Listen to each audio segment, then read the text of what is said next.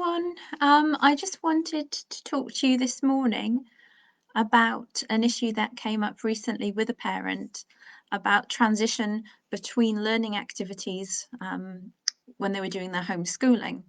So what I mean by that is the movement from one activity to the next and how their child was dealing with that. So just a bit of background there. So this is a year 2 child.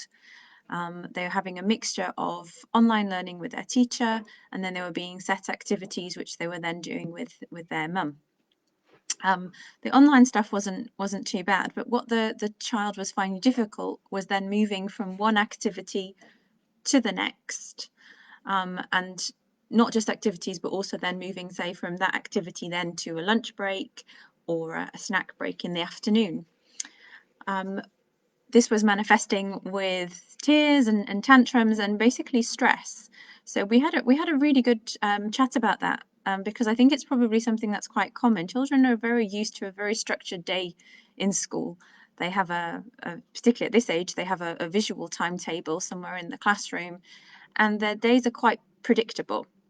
Now, although we've been doing homeschooling for quite a while, still transition between activities, particularly in the home, can be quite stressful for children, and this can manifest then in anger and, as we saw in this particular child, with tantrums. So they did the right thing and they contacted the school, who suggested that they did a timer. So they had a timer on for each of the activities that the child then was having to do. We checked in with each other and I asked the parent how that was going, and she actually said it was worse. And I can kind of see why, because I think a timer can add a little bit more stress, and a lot of the anger and frustration and tantrums were, I think, coming from stress, from having to move from one thing to the next and being also a little unsure about what was coming.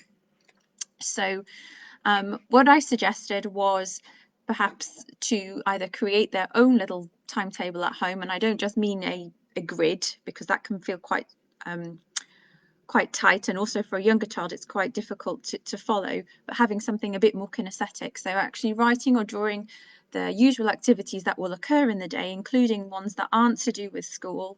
So having a snack break, a lunch break, when a maths written on the card, English written on the card, maybe reading or an art activity, even things like a walk, anything that you're doing in the day, having those in a little set of cards that the child then can have.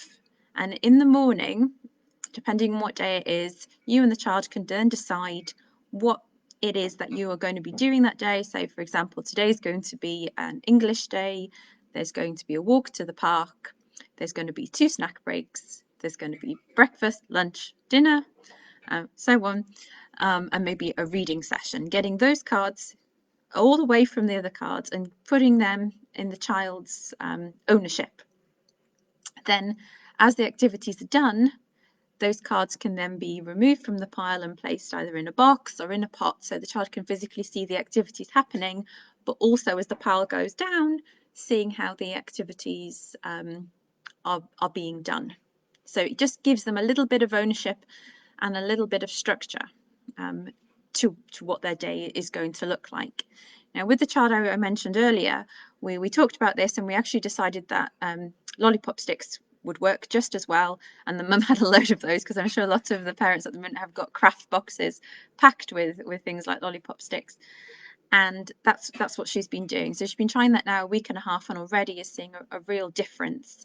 So just writing down some of the activities, and then the first thing they do in the morning once the child is up is choose or select the sticks based on the activities that they're doing that day. Now, obviously, days sometimes don't run as planned, so it's maybe a nice idea to add, and we talked about this, adding a wild stick or a free stick, or a couple of those sticks or a couple of those wild free cards. So if activities do change, they're within the pile. So if something comes up, you can say, that's the free stick, or that's the wild stick. So that's still an activity, it's still part of our day, still part of our structure. So like I said, I just wanted to share that with you, because it's worked particularly well for this child, and it might be something that you're experiencing yourselves at the moment with the transition between activities. And like I said, you know, it can come across as them maybe being a bit stroppy or a bit teary or not wanting to do, but very often it's just the stress of the uncertainty of the day. So I hope that's helpful, and have a good rest of the day. I don't know if it's the same for you, but it's snowing here, so it's very cold, hence the scarf. And I will chat with you all again soon. Bye.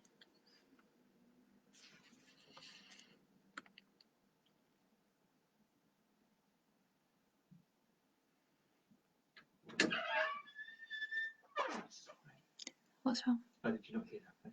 There was a bit of a crash. Oh, no. If you choose if you want to say.